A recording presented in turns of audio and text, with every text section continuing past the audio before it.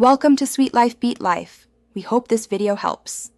You begin by shifting to the smallest cog and pedal slowly so the chain relaxes. This exposes indexing behavior.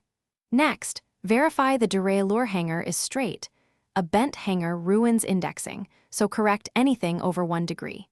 Make sure both high/low limit screws are snug and the cable anchor is loose enough to fine-tune. Once done, set the B tension to a baseline that gives about 3-5 mm gap from top pulley to largest cog, so the later adjustments track correctly. You now focus on cable tension, the core of indexing. With the bike on a stand and pedaling, move to the next cog and use the barrel adjuster in 1/4 to 1/2 turn increments. Turning counterclockwise adds tension, clockwise reduces it. Pay attention. A slight delay before the chain climbs means add tension.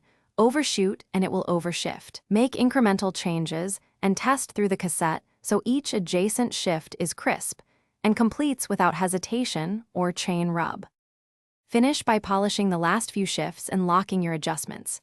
Tighten the cable at the anchor once indexing is perfect, then recheck limit screws so the chain cannot jump into the spokes or drop off.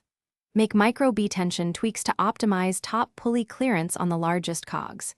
If shifts remain laggy or inconsistent, suspect cable friction, frayed cables, or sticky housing, replace those parts first. One key troubleshooting tip.